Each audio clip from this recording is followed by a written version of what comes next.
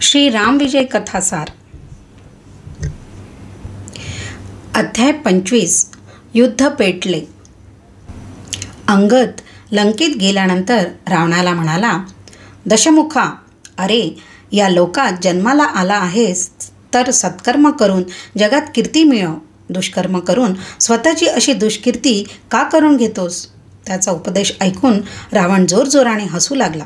तो म्हणाला, वाह वाह रे मर्कटा, ज्या माकडांना क्षणभर स्वस्थ बसता येत नाही त्यांनी येथे येऊन मला उपदेश करावा काय?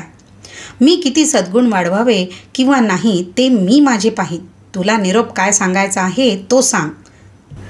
उगीच पोकळ पांडित्य दाखवू नकोस.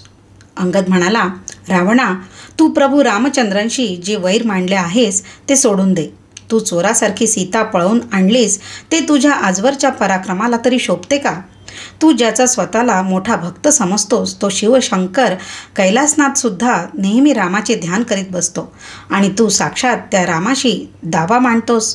त्या रामाची आज्ञा सनकादिक मानतात.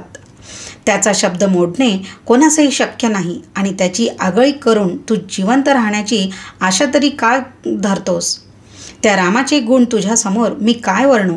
तो एकवचनी, एक बाणी आहे, एक पत्नीव्रती आहे, दुसऱ्याचे गुण जाणणारा आहे. शंकर व ब्रह्मदेव त्याची आज्ञा पाळतात. रावण म्हणाला, पुरे पुरे पुरे, आता ब्रह्मदेव आज्ञा पाळतो ती माझी.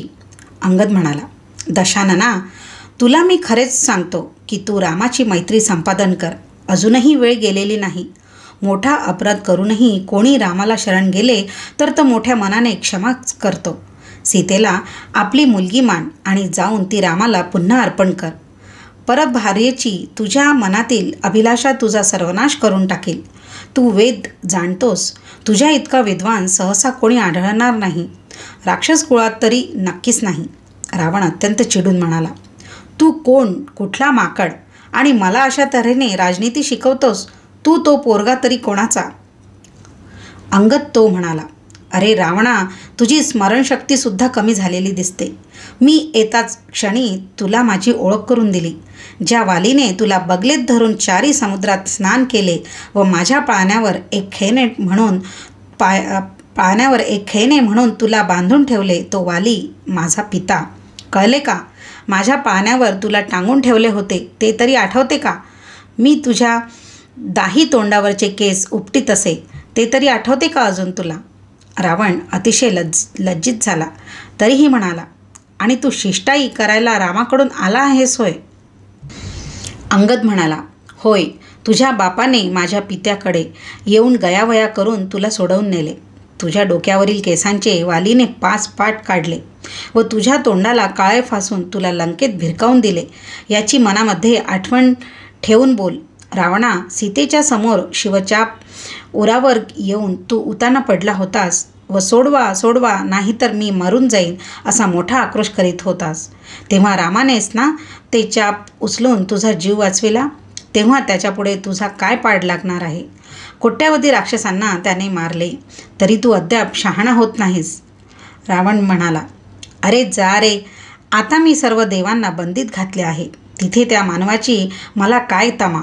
कुंभकर्णाला सांगितले तर तो क्षणार्धात त्या रामाचा व लक्ष्मणाचा सुद्धा एक एक घास करून त्यांना पटकन घेऊन टाकेल. तुम्ही वानर ते काय, रानावनात झाडाचा पाला खाता आणि रानात राहता. कशाला आमच्या वाटेस जाता? मागे असाच एक वानर येथे आला होता. त्याची शेपटी पेटवून दिली तेव्हा लंकाभर तो ओरडत ओरडत उड्या मारीत नाचला आणि परत गेला. तो जर पुन्हा इकडे आला तर त्याची हाडेच मोडून टाकीन. वा वा, त्याच तर वानराने तुझे 7 पुत्र मारले ना. पळून गेल्याने इंद्रजिताला विवरांमध्ये कोंडून टाकले ना. अशोकवनाचा पूर्णपणे विध्वंस केला ना. लंकेची जाळून होळीच केली ना. खरी गोष्ट आहे की त्यानेच तुझी दाढी जळली. अशा तऱ्हेने अंगदाने वर्मी बोलून रावणाचा पाण उतारा केला आणि नंतर जेव्हा त्याने जास्त उखाळ्यापाखळा काढायला सुरुवात केली तेव्हा रावण संतप्त होऊन ओरडला, राक्षसांचा अपमान करणाऱ्या ह्या माकडाला पकडा, लवकर पकडा. तेव्हाच 4 बलिष्ठ राक्षस त्याला पकडण्यासाठी धावले. त्याचे दंड धरून ते त्याला ओढू लागले. अंगदाने एकदम आपले शरीर मोठे केले. प्रचंड भुभुकार केला. संपूर्ण सभा मंडपच त्याने एका हाताने उचलला. रावणाला लाथ मारून खाली पाडले. त्याचा मुकुट आपल्या दुसऱ्या हाताने उचलला आणि प्रचंड आरोळी मारून तो गगनात उडाला. त्याच्या दंडाला ते प्रचंड असे 4 राक्षस चिकटले आणि ते मरून गेले, तरी दंडाला चिकटून राहिले.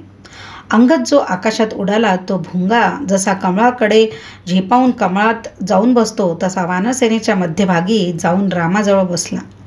4ही राक्षस त्याने झटकून टाकले. तो मुकुट रामाला अर्पण केला. जय जयकार करीत सारी वानरसेना आनंदाने ओरडू लागली. राम म्हणाला, अंगदा, तू रावणाचा जो मुकुट आणलास त्याचे खरे स्थान विभीषणाच्या मस्तकावर आहे. रामाने त्यानंतर विभीषणाच्या मस्तकावर तो मुकुट ठेवला. विभीषणाचा सर्वांनी जय जयकार केला.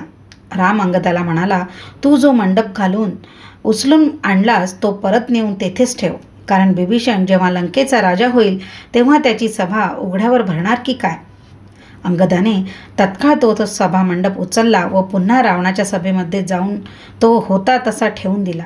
हे पाहून सर्व राक्षस थक्क झाले. रावणाचा संताप अनावर झाला. अंगद विजेच्या वेगाने परत उड्डाण करून सैन्यात आला आणि तो रामाला म्हणाला, प्रभू, आता युद्धच, दुसरा कुठलाच मार्ग नाही. आता रावणाचा नाशच. मी पुष्कळ सामोपचाराच्या गोष्टी त्याला सांगितल्या, परंतु सगळे व्यर्थ. अंगदाने सर्व वृत्तांत सांगितला तेव्हा राम आवेशाने आपला धनुष्यबाण सज्ज करून उठला. त्याची मुद्रा आत्यंतिक तेजाने तळपू लागली. वानरांची सेना पाहून एकदम उठून गर्जना करू लागली. 18 पद्मे वानर, 72 कोटी वृक्ष यांच्या आरोळ्यांनी गगन दुमदुमले. सर्वत्र त्याचे पडसाद उठत राहिले. पृथ्वीचा थरकाप झाला. 20 कोटी वानर घेऊन सुषेण, नील व मारुती चाल करून लंकेच्या दिशेने धावले. उडणाऱ्या धुळीने सूर्य दिसेनासा झाला. वाटेत लंकानगरीचे उंच उंच बुरुज होते. भला मोठा उंच तट होता. त्यावर चमकती शस्त्रे घेऊन प्रचंड व काळेक भिन्न धिप्पाड शरीराचे राक्षस उभे होते. वानरांनी दगडधोंडे मारण्यास प्रारंभ केला. वानरांनी थोड्याच वेळात लंकेतील सर्व दुर्ग हस्तगत केले. राक्षसांच्या प्रेतांचा जिकडे तिकडे खच पडला होता. त्यांच्या गळ्यांना दोऱ्या बांधून वानर ती प्रेते खंदकात लोटून देऊ लागले. रावण गोपुरावरून डोळे वटारून हे सर्व घडणारे दृश्य पाहत होता. सर्व दिशा वानरमय झालेल्याच दिसत होत्या. तो स्वतः राक्षसांना उत्तेजन देऊ लागला. प्रचंड अकराळ विक्राळ राक्षस युद्धासाठी पुढे सरकू लागले. उन्मत्तपणे ते तोमर, खड्ग, शूल, शक्ती, गदा, परीघ, चक्रे आणि बाण, भाले इत्यादी हत्यारे घेऊन मारा, माकडांना मारा असे ओरडत सैरावैरा धावत होते. त्यांच्या मागे अश्वांवर स्वार झालेले राक्षसवीर येत होते. त्यामागून गजसेना येत होती. तिकडून रामाच्या हाकेसरशी कोट्यावधी वानर व वृक्ष वीर पुढे सरसावले आणि एका भयंकर युद्धाला तोंड लागले. जिकडे तिकडे एकच धुमश्चक्री उडाली. वानर रामाचा जय जयकार करीत होते. राक्षस रावणाचा जय जयकार करीत होते. वानर मोठमोठे दगड मारीत. ते राक्षसांना लागून त्यांची डोकीच फुटत. ते प्रचंड राक्षस शस्त्रांनी वानरांची मस्तके उडवीत. ती नारळासारखी आकाशात उडत. त्यावेळी रामलक्ष्मणांचे बाण अचूक लागून असंख्य राक्षस पटापट मरू लागले. तेवढ्यात हत्ती पुढे घुसले. त्यांनी आपल्या बलिष्ठ सोंडांनी कित्येक वानरांना सहजच उडवून मारले. त्यांच्यावर बसलेल्या राक्षसांनी भाले व शूल यांनीही वानरांना स्वर्गास पाठविले. मग मात्र मोठमोठे वानरवीर पुढे सरसावले. त्यांनी मोठमोठ्या हत्तींना सोंडा धरूनच उचलले आणि आकाशात दूरपर्यंत उडविले. हजारो हत्ती राक्षसांच्या घोड्यांवर, वीरांवर व दुसऱ्या हत्तींवर कोसळू लागले आणि धुमाकूळ माजला. मोठमोठे वृक्षांसहित प्रचंड असे पर्वतही उचलून वानरांनी रथांवर फेकले. रथांचा चुराडा होऊ लागला. 3 दिवस व 3 रात्री असे भयंकर युद्ध झाले. मग अचानकपणे धूम्राक्ष नावाचा रणदक्ष राक्षस मारुतीवर धावून आला. त्यावर सर्व वानरांनी दगड, धोंडे व शिळा यांच्या राशीच त्याच्यावरती फेकल्या, पण त्याने वानरांचा नाश चालविला. तेव्हा मारुतीने एकाच वज्रमुठीने धूम्राक्षाचे डोके फोडले. धूम्राक्ष अशा प्रकारे मरताच राक्षस सैरावैरा पळत सुटले. पराभूत होऊन लंकेमधून धावत गेले. रावणाने ते पाहिले. त्याला मोठी चिंता वाटू लागली. त्याने वज्रदंष्ट्र राक्षसाला युद्धास पाठविले, पण अंगदाने त्याला एका प्रचंड वृक्षाने झोडपून मारले. हे सर्व पाहिले असता राक्षसाने हाय खाल्ली. नंतर चवताळलेला अंकपन नावाचा राक्षस धावून आला. तो दुसरीकडे हनुमंताने एक मोठे झाडच उपटून त्याच्या डोक्यात घातले. छिन्न भिन्न होऊन अंकपण रणभूमीच्या धरणीवर पडला. रणभूमीत आता रक्ताची मोठी नदीच वाहू लागली. समोर राक्षसांचा पराभवच होत आहे असे पाहून इंद्रजित हा रावणाचा ज्येष्ठ पुत्र व जंबूमाळी राक्षसांची विशाल सेना घेऊन आणखी एका बाजूने वानरांवर धडक मारीत घुसला. त्यावर मारुती हल्ल्यासाठी उठला. विद्यानमाली राक्षस आला. त्यावर सुग्रीवाचा सासरा धावला. जंघासुरावर नळाने हल्ला केला. त्या वानरांनी त्या तिन्ही राक्षसांना ठार मारले. नंतर हळूहळू रात्र पडली. कोणी कोणास दिसेना आणि तरीही युद्ध थांबतच नव्हते. अशावेळी इंद्रजिताने गुप्तपणे आकाशात जाऊन ढगाच्या आड लपून रामलक्ष्मणांवर सर्पबाण सोडले. ते कोठून येतात ते न कळल्यामुळे रामलक्ष्मण प्रतिकार करू शकले नाहीत. त्यांना ते अनेक सर्पबाण लागून मूर्छा आली. तेव्हा इंद्रजिताने त्यांची खूप निंदा केली व तो लंकेत गेला. मुलाचा हा असा पराक्रम पाहून रावणाला अतिशय आनंद झाला. त्रिजटेला बोलावून घेऊन त्याने सांगितले, सीतेला विमानाने रणांगणावर ने व वरून युद्धक्षेत्राचे दृश्य दाखव. राम लक्ष्मण कसे ग्लानी येऊन पडले आहेत ते पाहून ती ताळ्यावर येईल. त्रिजटेने पुष्पक विमानात सीतेला बसविले. ते विमान रणांगणावर गेले. सीतेने सर्व दृश्य पाहिले. तिला धक्काच बसला, पण त्रिजटेने खरा प्रकार सांगितला. सीते, राम लक्ष्मणांना नुसती मूर्छा आलेली आहे. ते जरा वेळाने उठतील. तू मुळीच चिंता करू नकोस. सरमा ही बिभीषणाची पत्नीही तिच्याबरोबर होती. ती म्हणाली, काही वेळात राम लक्ष्मण परत उठून पुन्हा लढाई करतील, हे मी शपथेवर सांगते. नंतर विमान पुन्हा अशोकवनात गेले. युद्धभूमीवरचे दृश्य पाहून सीतेचे मन मुळीच विचलित झाले नाही, असे त्रिजटेने रावणाला सांगितले. त्रिजटानंतर सीतेला नाना प्रकारे धीर देऊ लागले. तिकडे राम व लक्ष्मण बेशुद्ध होते. तेव्हा बिभीषणाने वानरांना सांगितले, रात्रभर राम लक्ष्मणांचे रक्षण करा. कदाचित राक्षस त्यांच्यावर पाषाणसुद्धा टाकतील. वानरांनी त्यांचे म्हणणे ऐकले व आपल्या शेपटांचा एक मोठा पिंजरा करून राम लक्ष्मणांचे रक्षण केले. प्रत्येक वानरवीर शोकाने ग्रस्त होऊन रामाची व लक्ष्मणाची काळजी करीत होता. तेव्हा सुषेणाने सांगितले, तृणागिरीवर पर्वतावर औषधी आहेत, पण रात्रीतच त्या कोण आणतील. सर्वांनी मारुतीचेच नाव घेतले. आता काय करावे हा विचार पडला. तोच आकाशवाणी झाली, श्री रामचंद्र व सौमित्र लवकरच सावध होतील. काही चिंता करू नका. आणि थोड्या वेळाने राम लक्ष्मण सावध झाले. दोघांना अनेक सर्प लागले होते. त्यांना जागचे हलताही येत नव्हते. सर्व वानरांना आता फारच चिंता वाटू लागली. राम लक्ष्मण निराशेने सुग्रीवाला सर्व सैन्य घेऊन परत जायला सांगू लागले. पण वायूने तेवढ्यात रामाच्या कानात गरुड मंत्र सांगितला. रामाने गरुड मंत्र ऐकला व त्या मंत्राचा जाप केला. त्यावेळी गरुड आकाशातून खाली उतरला आणि रामलक्ष्मणांनाच लागलेले सर्व सर्प त्याने खाऊन टाकले आणि ते दोघे पूर्णपणे सावध होऊन पुन्हा युद्धासाठी सिद्ध होऊन उठले. सर्व वानरसेनेतून प्रचंड भुभुकार उठला आणि सर्व वानरसेना आनंदाने नाचू लागली. अशा प्रकारे अध्याय 25 येथे संपन्न झाला. अध्याय 26 रावण हरला. वानरांचा जय जयकार लंकेत दुमदुमला. सर्व सेना लंका दुर्गापर्यंत वेगाने घुसली. वानर प्रचंड पाषाण फेकून मारू लागले. राक्षसांची मंदिरे तोडून पडू लागली. ते धावत धावत जाऊन रावणाला सांगू लागले, वानर दुर्गाला भिडले आहेत. रावण प्रहस्ताला म्हणाला, सेनापती, हे काय हो, अपूर्व घडले. हे सैन्य पुन्हा कसे आले? प्रहस्त म्हणाला, प्रभू, आपण मला आज्ञा द्यावी. मी नर व वानर यांना मारून टाकतो. माझ्या बाणांपुढे त्यांचे काय चालणार आहे? रावणाला समाधान वाटले. त्याला उत्तम वस्त्रे देऊन व मोठे सैन्याबरोबर देऊन रावणाने रणांगणात पाठविले. 20 अक्षौहिणी सैन्य त्याने बरोबर घेतले. तो रणात निघाला तोच अपशकुन झाला. फार मोठे वादळ सुटले. चहूकडून धूळ उडाली. मोठ्या पक्ष्यांनी झेप घेऊन त्याच्या रथाच्या झेंड्यांची दांडी मोडून टाकली. झालेल्या अपशकुनांनी प्रहस्त प्रथम दचकला, पण खंत न वाटून घेता तो पुढे निघाला. प्रहस्ताचे ते सैन्य पाहताच वानरही गर्जना करीत त्यावर तुटून पडले. एकीकडून राक्षसांचे जथे वानरांवर तुटून पडत होते, दुसरीकडून वानरांचे कळप राक्षसांवर तुटून पडत होते.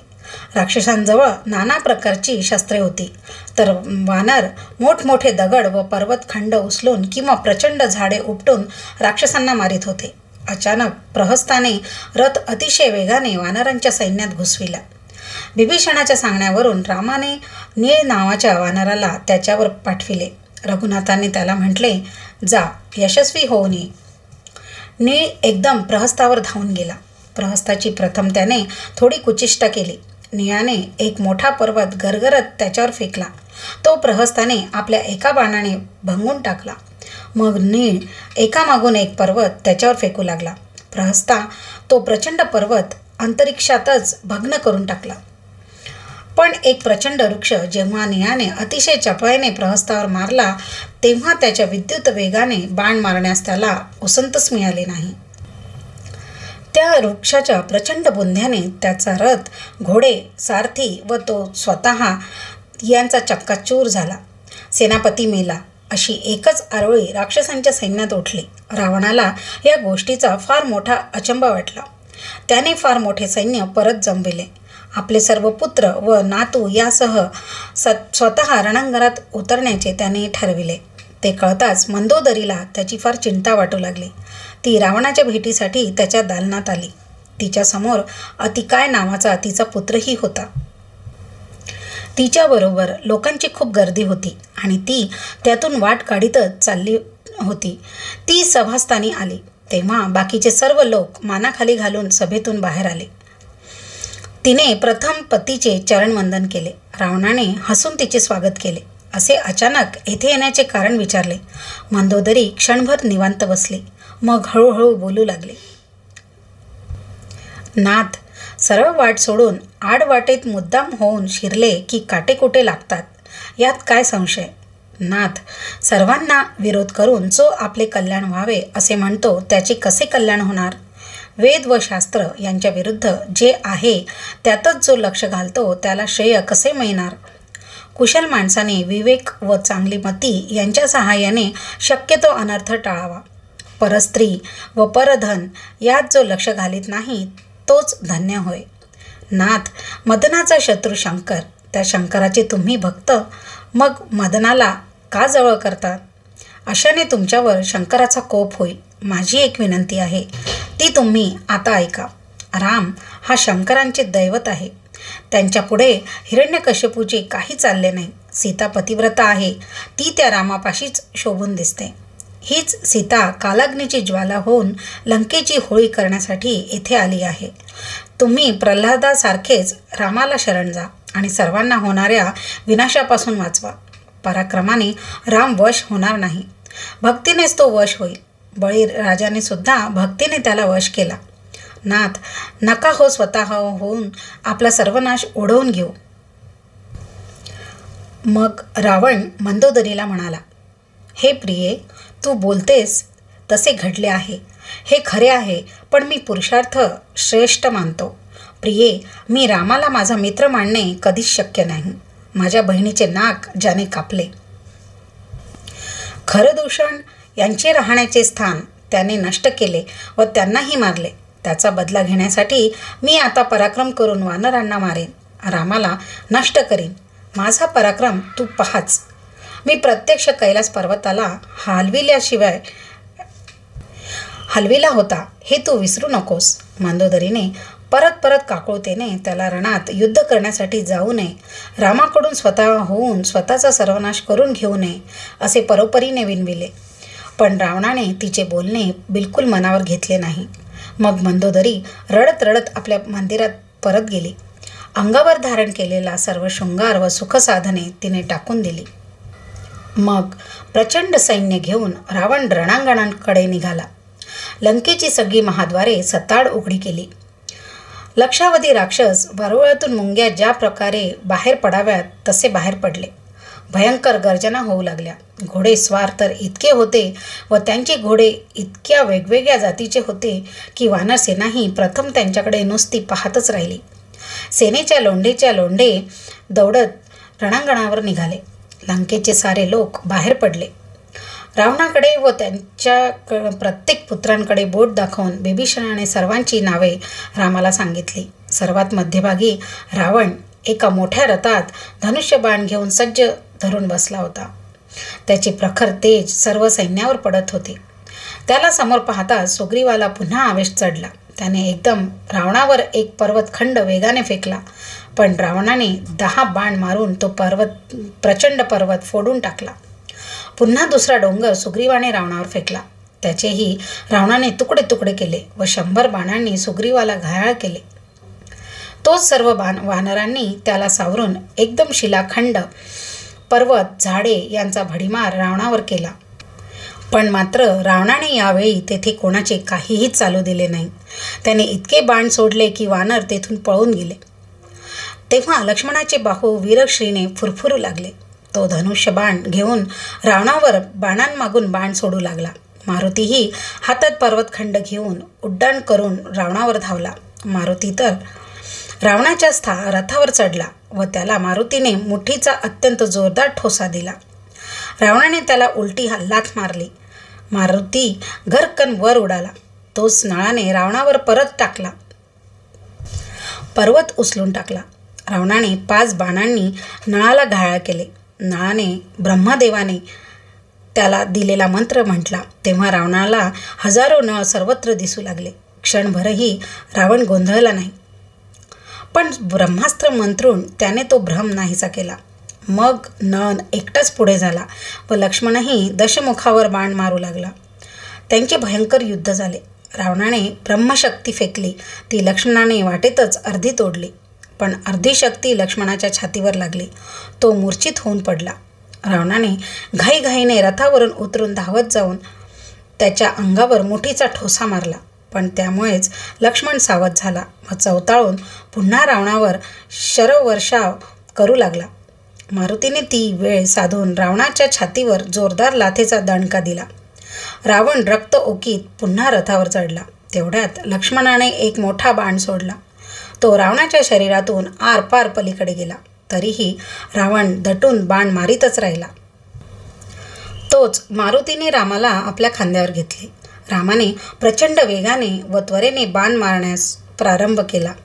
त्या शरवर्षावाने रावण फारच त्रस्त झाला. रामाने तीव्र बाणांनी रावणाची 10 छत्रे, 10 धनुष्ये, 10 भाते व 10 मुकुट जमिनीवर भूमीवर पाडले आणि रावणाला म्हणाला, दशमुखा, तू आता फार दमलास. तुला मी आज जिवंत सोडून देतो. परत जा आणि विश्रांती घेऊन ये. रात्रभर उरले सुरले सारे भोग घेऊन आपल्या सर्व स्त्रियांचा निरोप घेऊन उद्या परत लढायला ये. उद्या मात्र मी तुझे तुकडे तुकडे करून टाकीन. त्यावेळी रावण तेथून जीव घेऊन पळाला, लंकेत शिरला. त्याला या अपमानाने फारच दुःख झाले. आता मात्र कुंभकर्णाला उठवावे असा त्याने विचार केला. अशा प्रकारे अध्याय 26 येथे समाप्त झाला.